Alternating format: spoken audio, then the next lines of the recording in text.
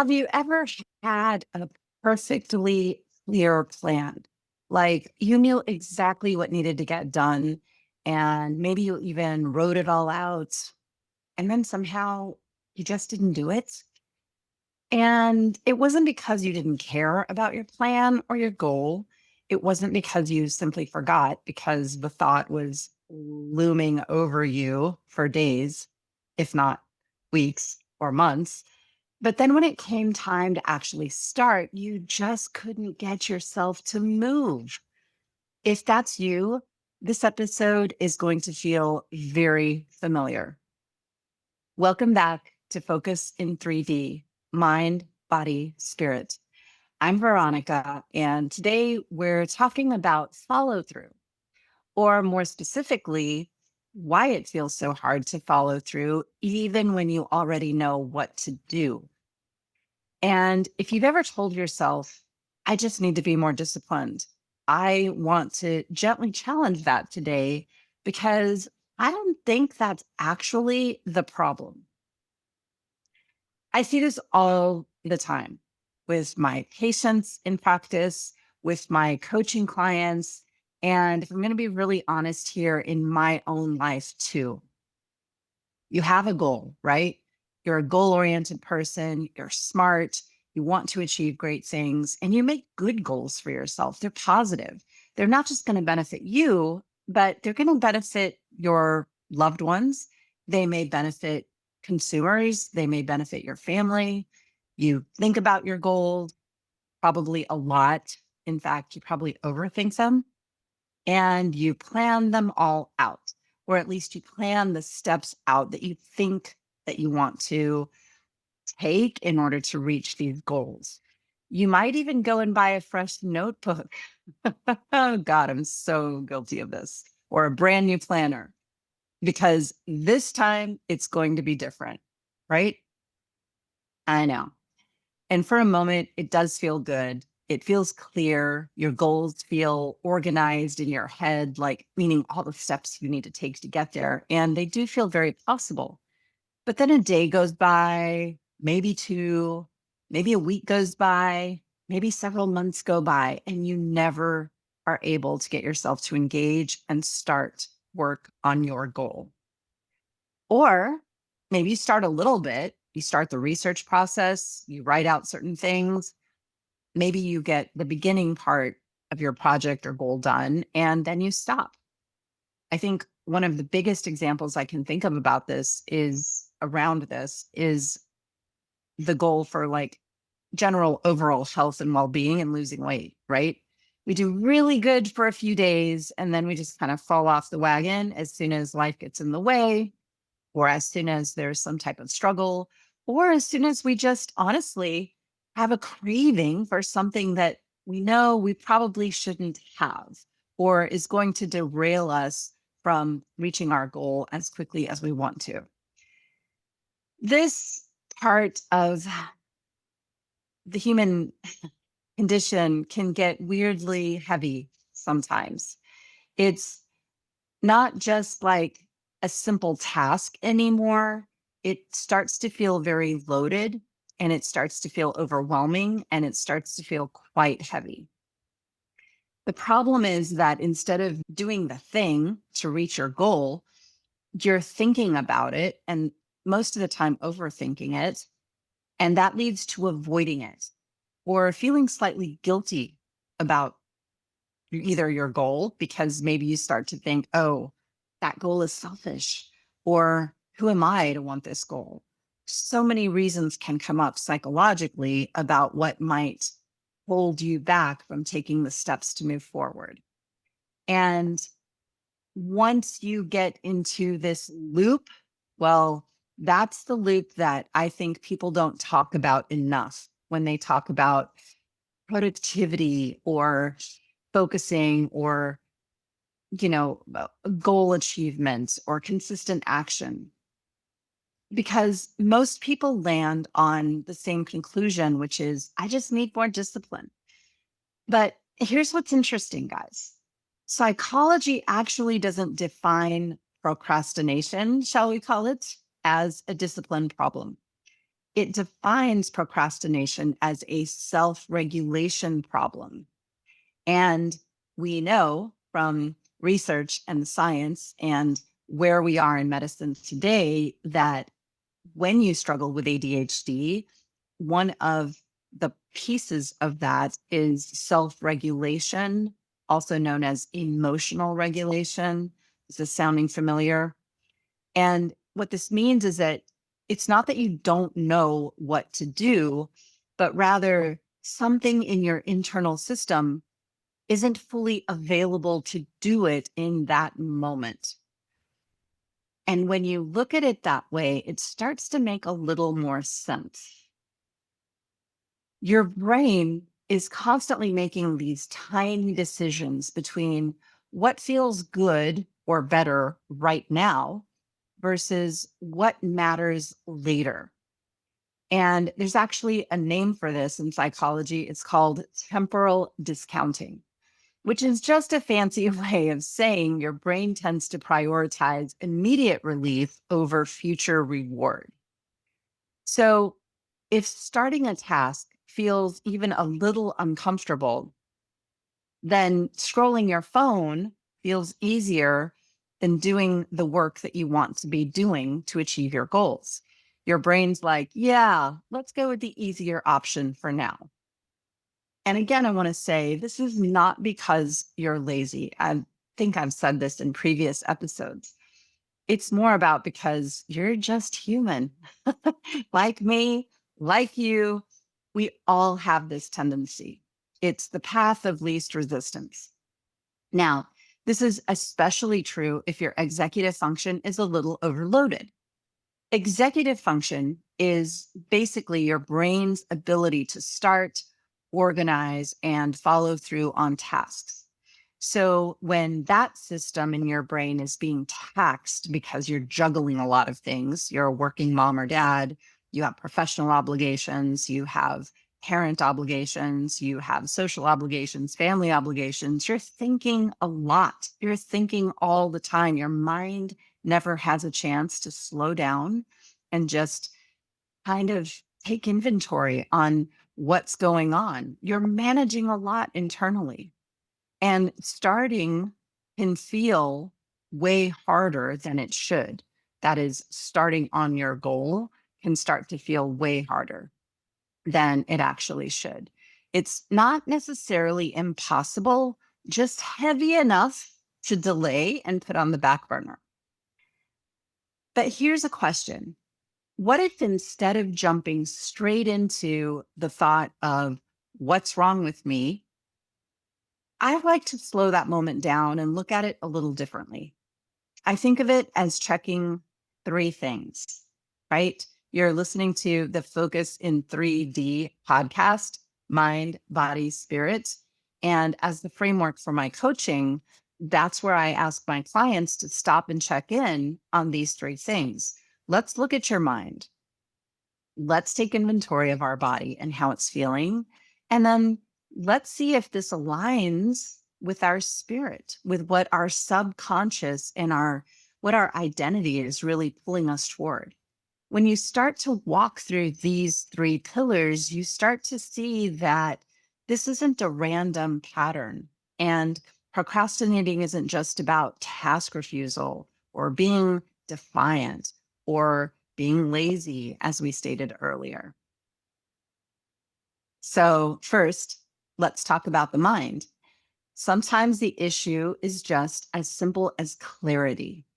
And clarity is the foundational um, pillar, I guess we'll call it, of good life coaching or good directional coaching, executive coaching too. We say, I need to work on that project. But your brain's like, okay, what does that actually mean? I need to work on this project. Where do I begin? And if there's no clear entry point to the action, your brain will hesitate. Your brain likes and craves and needs specificity, not because it doesn't want to do the work, but because it doesn't know where to start. So, becoming clear on breaking down your goals into actionable steps is actually extremely important if you ever want to gain traction on them. Second is what's happening in your body. And this is where the regulation piece is really important. Other times, there are, times where you do know what to do and exactly where to start. You're very clear in your mind with a very specific path, but maybe your body just hasn't caught up to you yet. Your body's just not there. It's possible. One of the possibilities is that you're physically tired from a long day at your day job, or maybe a long night. Maybe you didn't get enough sleep, or you had a bad dream, or the dog was barking, or whatever the case may be.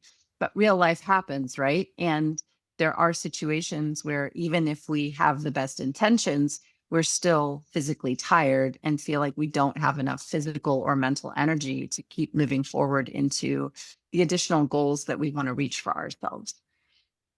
Maybe because you're overwhelmed and the thought of starting is creating a nervous feeling somewhere in your body because you're worried that it might take too long once you get started. And where are you going to come up with all this extra time in your life? Because you're already a busy person. Maybe there's a lot of tension or pressure around the task, and that feels heavy somewhere in your gut or your chest or your shoulders. And when you think about this task, you just get this strong negative physical feeling somewhere in your body. And what we know from psychology is that when we often avoid tasks, it's not necessarily because of the task itself, but it's because of the feelings associated with the task. And when I say feelings, I mean both the physical feelings, but the emotion feelings too, because psychology also has taught us that we do feel our emotions physically within our body.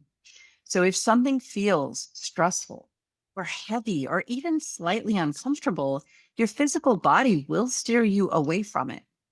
Not always dramatically, but just enough to keep you from starting.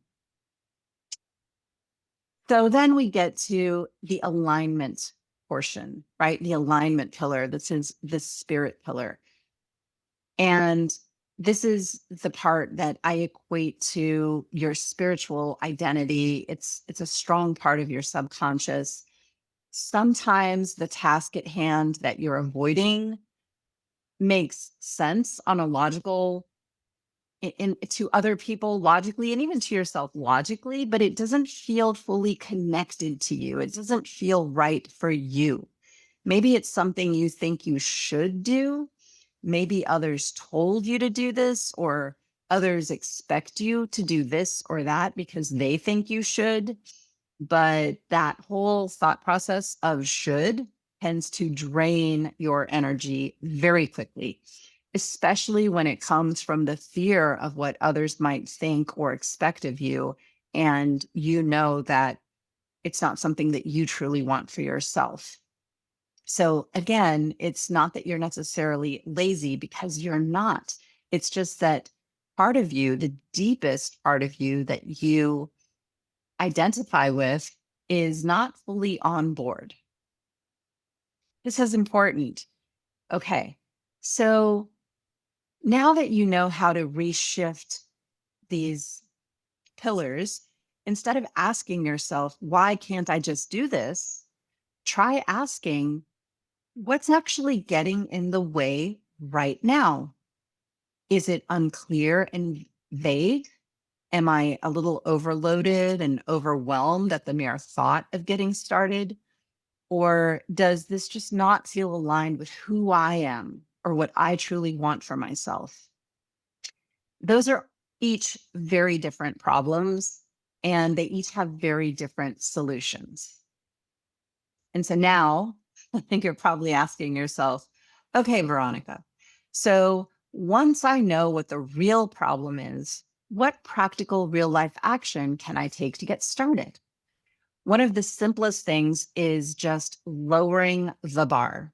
I read this for the first time in the book by James Clear, Atomic Habits. If you're listening to this podcast, it's very likely that you have read that book or at least started reading that book. But this idea is not unique only to that book. It's well talked about in psychology. And one of the best strategies or tactics we can take is lowering the bar to get ourselves moving. Well, what does that mean?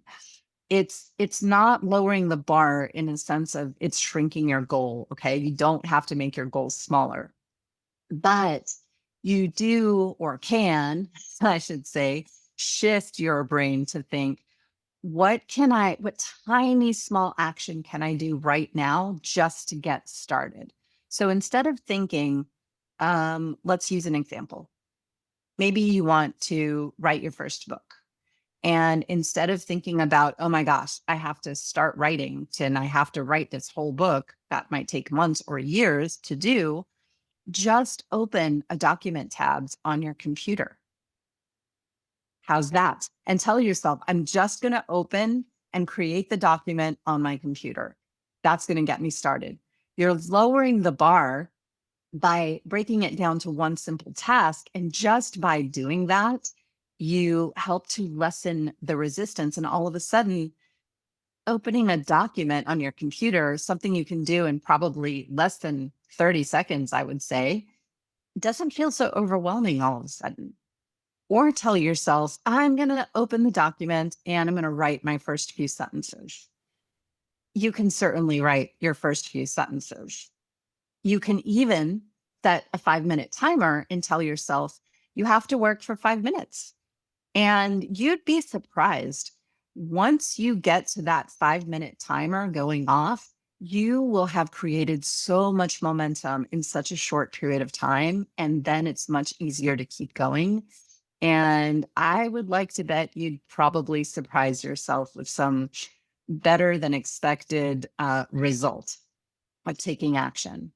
And here's the thing, once you start, you've already shifted the hardest part. If you've been stuck in that cycle of knowing what to do and not doing it, I hope this helped you see it a little differently. It's not a failure of discipline, but actually it makes sense once you understand what's underneath the inaction or the inertia sometimes. You don't necessarily need to put yourself under more pressure. You don't need more accountability partners if you're already involving others in what your project is. You just need better support of how your mind and body actually function. And when you start working with that, your own unique wiring, your follow through steps begin to feel like so much easier. They're not, it's not like fighting and resistance and disappointment. It actually starts to feel possible. That's all for now. Thank you so much for listening. Please take a moment to subscribe and follow this podcast.